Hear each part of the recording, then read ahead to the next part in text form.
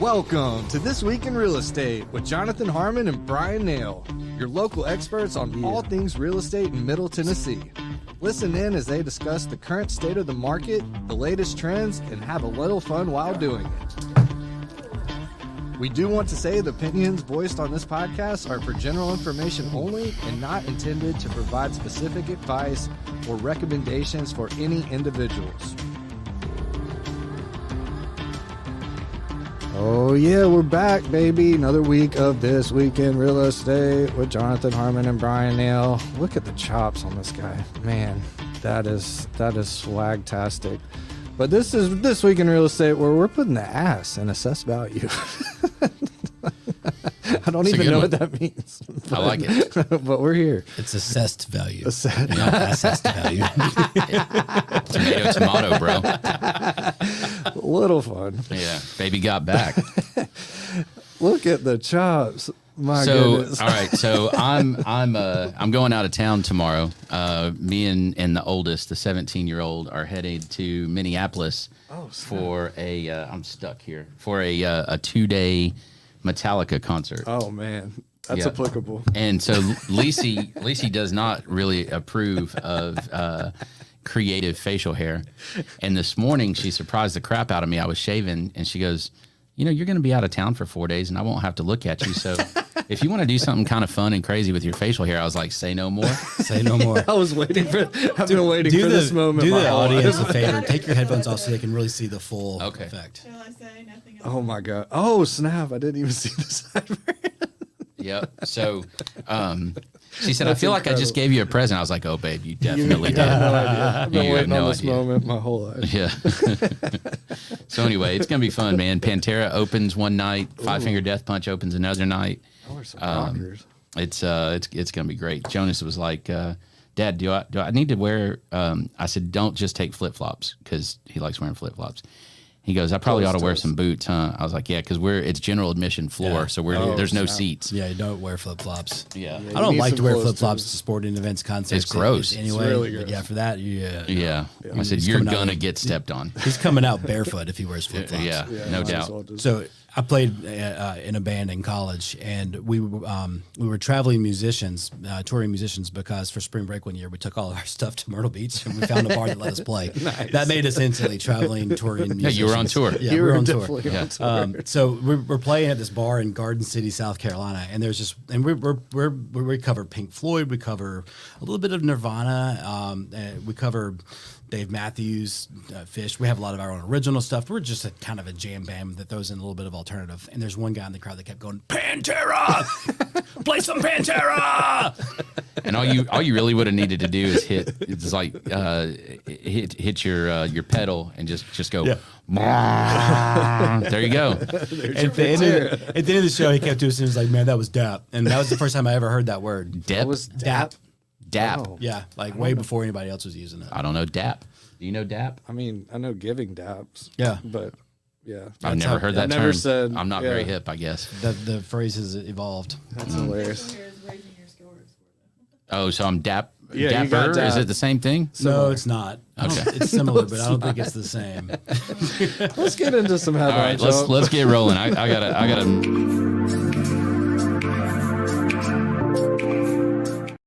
headline. I got a headline. I got a headline. Okay, what's yours? Man, it's all about inflation reports, right? So yesterday we had, from 2 weeks, let's put this in context and back up 2 weeks. We had some really good economic data that came out that caused rates to drop 2 Fridays ago.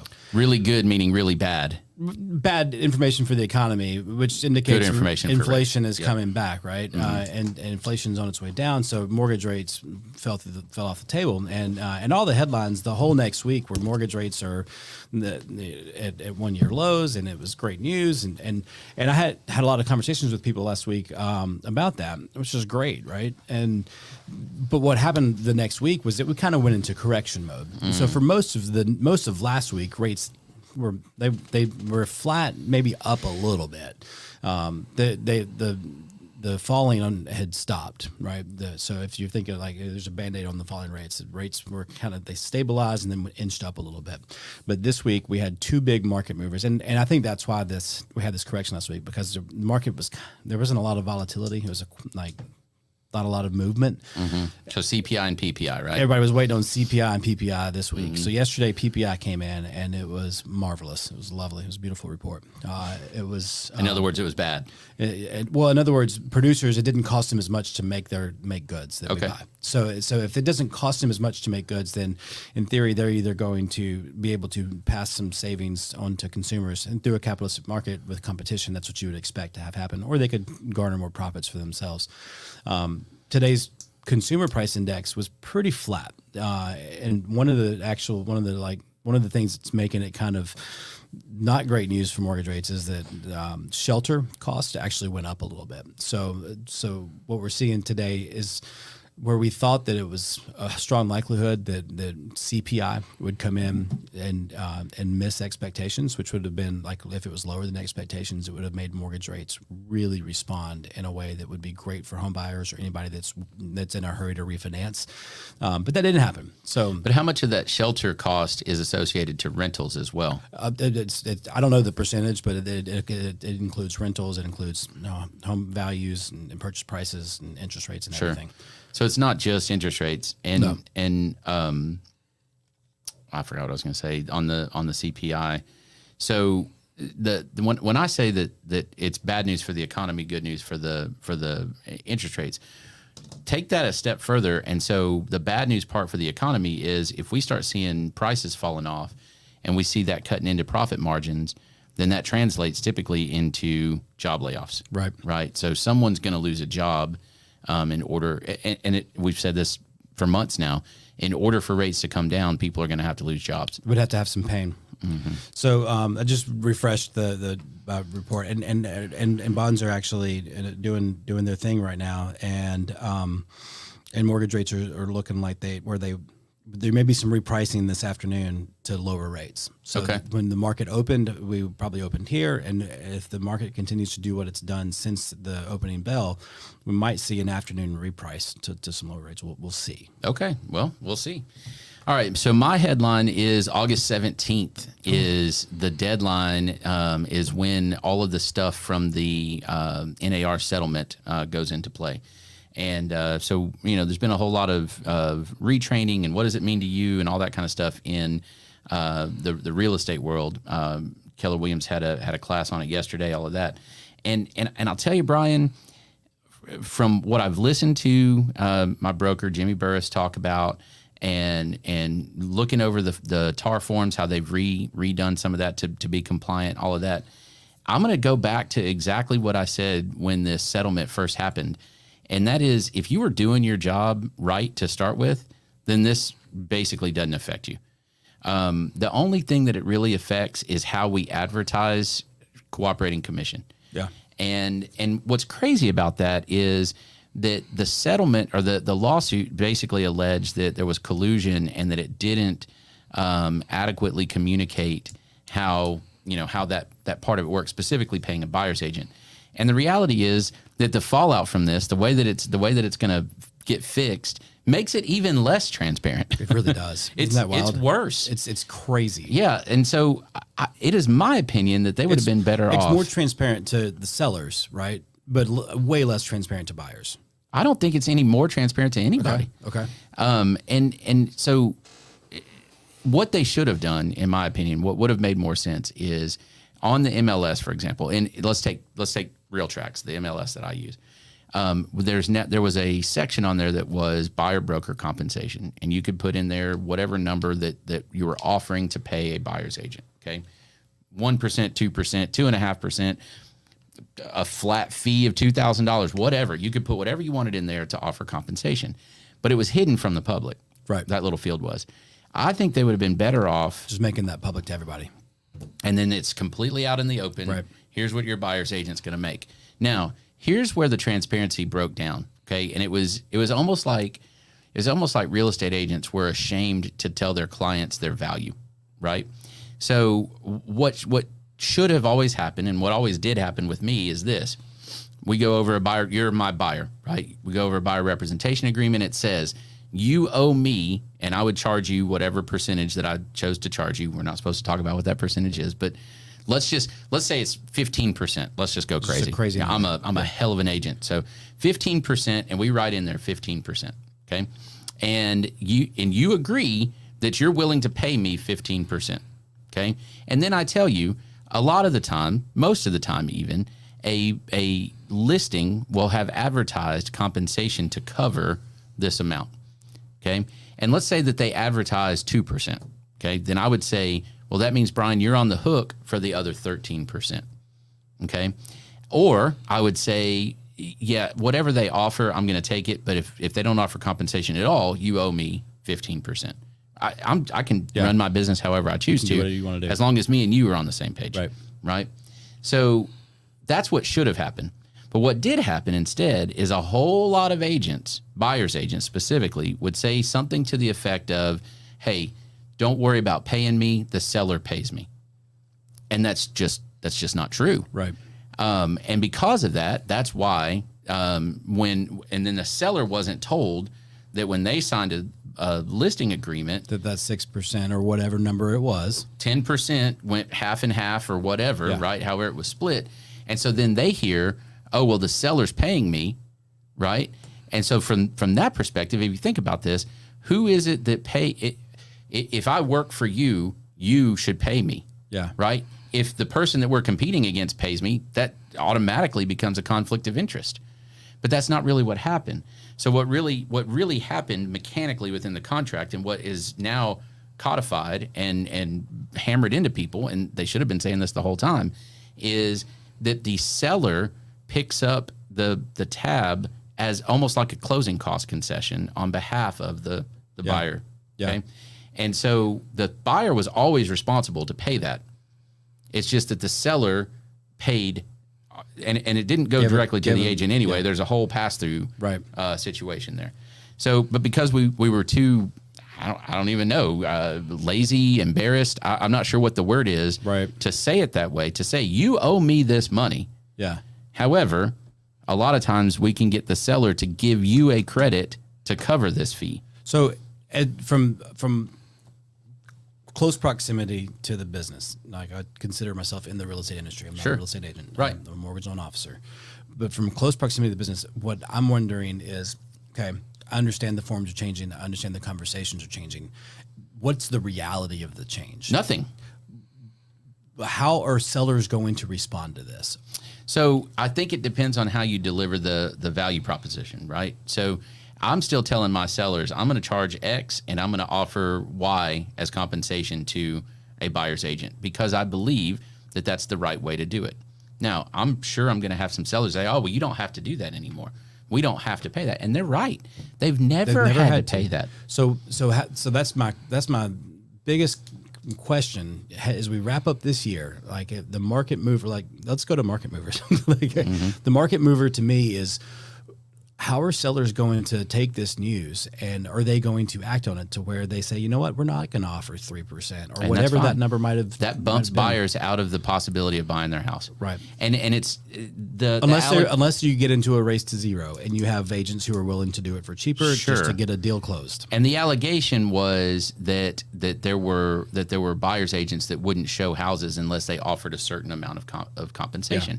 And I would say that there's probably some. That might be. Right? Yeah. But if the agent is doing what the code of ethics and everything else says that they're supposed to do, which is show the house that their buyer wants to buy, you had nothing to worry about. Yeah. You know what I mean? So if you were doing the right thing to begin with, it's the bad players always that mess things up. Well, and that's where I think what fascinates me is what is the mindset of sellers going to be, and what's the mindset of real estate agents going to be? I'm more worried about is buyers. My buyers are the ones who are potentially going to. It's already really, really, really hard to buy a house.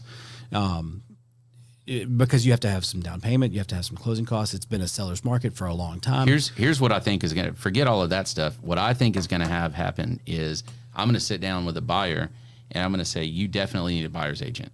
Yeah. And in order to have a buyer's agent, you've got to agree to pay me X. Yeah. Okay. I'm going to try my best to negotiate that with the listing agent. Okay. But if I can't, you're on the hook for that.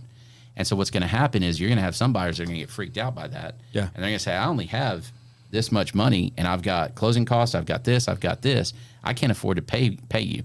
And so I think what you're going to have is you're going to have significantly more unrepresented buyers. And I'm just telling you, that's not good for our market. It's not good. It's not good for the industry. It's not good for sellers. There's a whole reason that in 1997, the state of Tennessee and everywhere else around the country created buyer representation. Yeah. Like that wasn't a thing prior to that. And they realized that they were getting taken advantage of. Completely.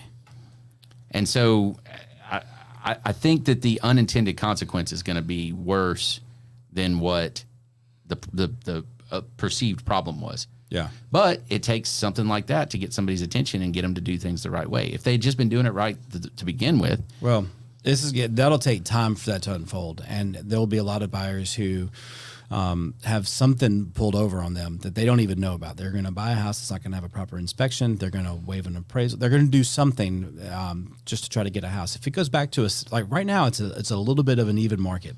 If we do go back to a full seller's market, and buyers, gonna be bad. Now buyers really can. Only way they can have representation is if they can afford to pay for it.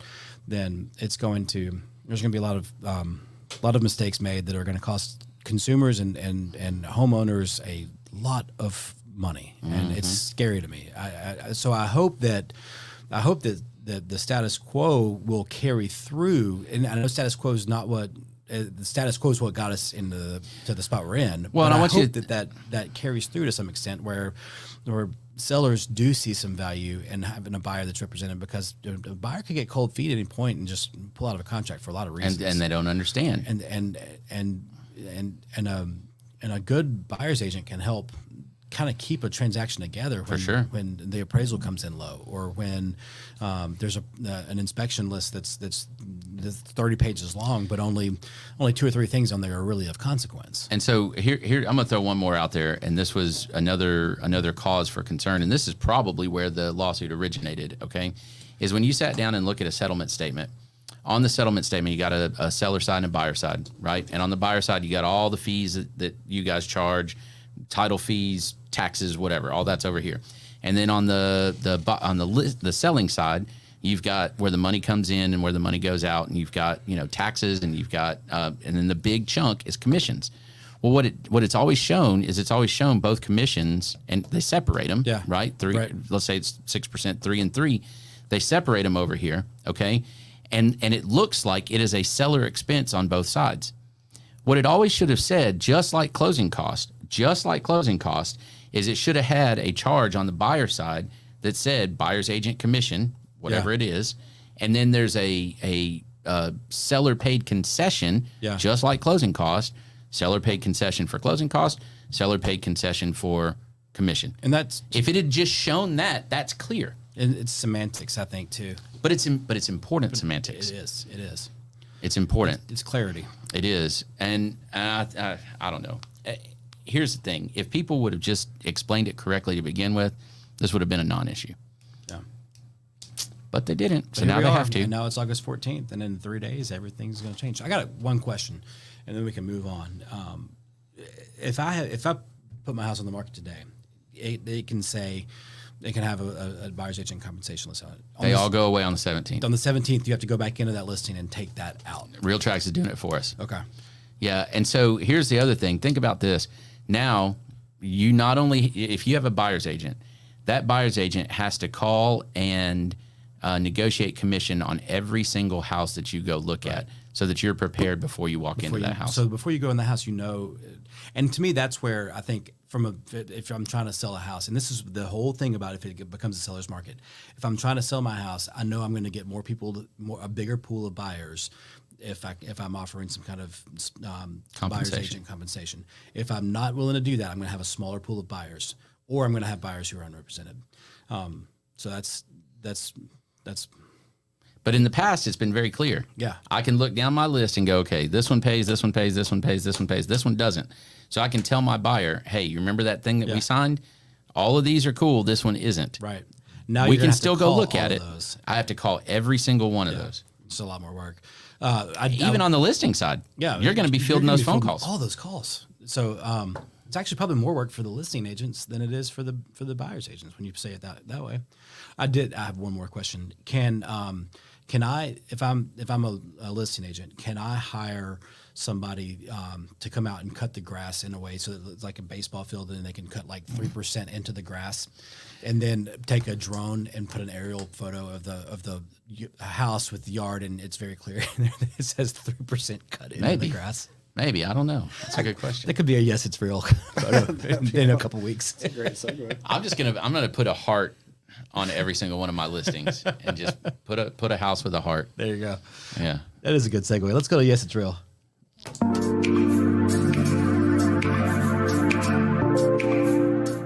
Boy. Is this Chris Canary's house? Canary. Canary yellow. Good one. So the first thing that popped into my head was this is the cousin of the dude that did the I'm Blue song. I'm yellow. I'm yellow, da da dee dee dee da. Or maybe they're just a really, really big Pittsburgh sports fan. I think they like Coldplay. There you go. Got the stars. Shine for ye. What is the pot thing in front of the? I was gonna say the yellow is the first thing that catches your eye, but you can't lose sight of all the pottery and Got quite a few sculptures, statues. and yeah, like That's lovely. There's quite a few shades of yellow. Yeah, I mean they like what they like. Yeah. is that maple leaf or stars pools on the drawers? I think it's weed. Okay, they might be. Yeah. And moving on. Yep. Moving on. Mark and mover. I'm surprised they didn't get yellow.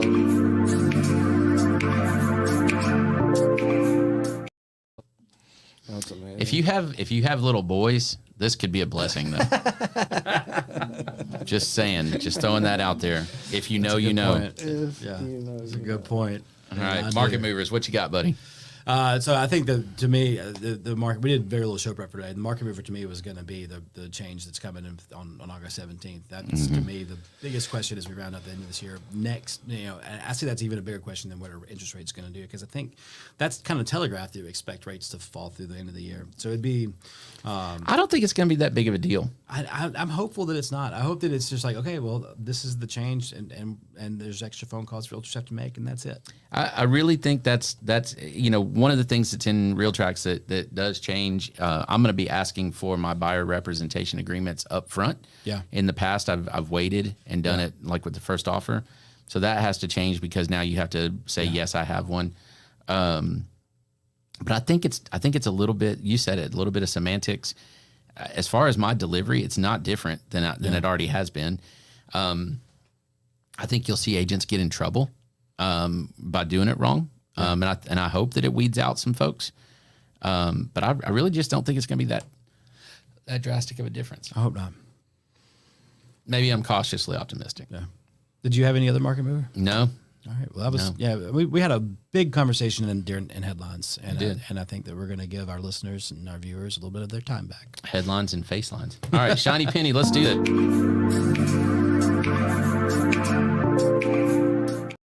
Trent like face lines. All right, Shiny Penny, what you got? So you got anything? we talked about this during headlines a little bit, and we've talked about this for a long time, that in order for us to get to where we have lower interest rates, we're going to have some pain in the economy.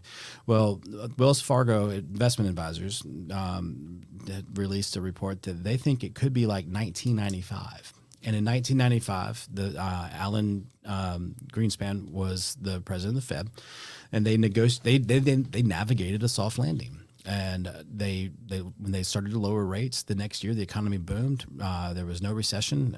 Interest rates went down, and corporate profits went up. Stock market did great.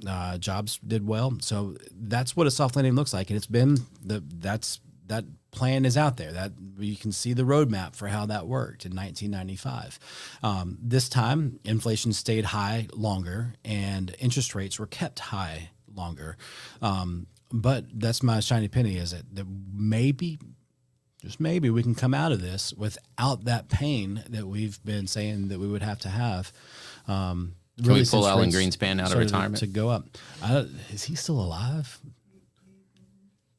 He Missy says he's still alive. So yeah, let's bring him back. Tap him. He knows how to do this. Yeah, the OG. Yeah. Yeah. All right. Pro tip.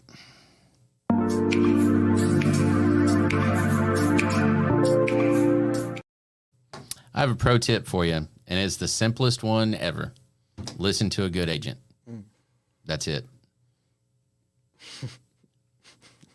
Can you qualify what's a good agent? Let's get our people a little bit more than that. All right, what's a good agent? So you have to use your judgment on this, right? Is this real estate agent someone that is successful? Is it someone like successfully negotiating things? Are they someone that has, from best you can tell, a good grasp on what's going on? Fact check them. While you're sitting there talking to them, you've got all the power in the world at your fingertips. So fact check them. And if they're wrong, tell them they're wrong, right? Or say, well, this says that that's not true. Let's see how they respond. Maybe Exactly. they can point out their point of view and overcome that objection. And guess what? If they cower, they're not a good negotiator. But if they counter, then they are a good negotiator. That's right. right. Who you want to hire. And if they say, oh, yeah, okay, I understand that, but that is talking about blah, blah, blah, blah, blah, and here's why this is different, right? So this is an ever-changing dynamic market and dynamic profession to be in. So I'm not afraid of being challenged. I'm not afraid of somebody presenting information that I don't have yet, because it's totally possible, right? Missy's over there on her phone right now looking up stuff that Lord knows what she's going to hit me with when we get done with this. And that's good. But do I know enough to know how to process that and then apply it and do that fairly quickly, right? So track records matter. Current track records matter, right? Yeah, current track records matter. More so than old track records.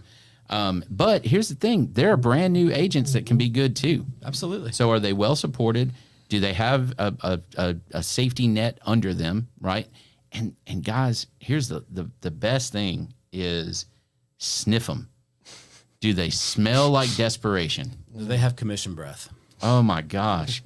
If they smell like desperation, go, run, sprint. They need your deal to close more than they need you to buy the right house. That's it. That's it. And that is not good. And I promise you there's a bunch of them out there right now. And so once you find that good agent, listen to them. Listen to them. That's the pro tip. Yes, listen. Ask questions and listen, right? And challenge. Yeah. That's okay. Yeah. That's okay. So that's it. That's all I got. And that man, that comes to getting your house prepared. That comes to negotiation strategy. It comes to all of that. 25 minutes. 27. Hey, Really close. Sorry. I know nobody asked you, Trent. Sorry, I'm just looking right at it. Hey, good job, guys. Quick, right. to the point. Have We'll a great see- rest of the week. I will be here on Wednesday. Probably still won't be able to hear. It's going to be awesome. I'm so excited for you. Yeah, Yeah, that's Jonas going to be is awesome. pumped. That's going to be so awesome. Yep. All right, we'll see y'all next week. Bye. I am. Thank I you got for 5 listening minutes. to another episode of This Week in Real Estate with Jonathan Harmon and Bryan Nale, your go-to resource for all things real estate in Middle Tennessee. Be sure to like, share, follow, subscribe, and leave us a 5-star review. We will see y'all on the next one. Now for the nitty-gritty. Premise Mortgage Company is a subsidiary of Premise Bank, a member FDIC. Premise Mortgage NMLS number 1894879, BK number 1042893, ML number 1894879. As always, all loans are subject to credit approval and product guidelines. Equal housing lender.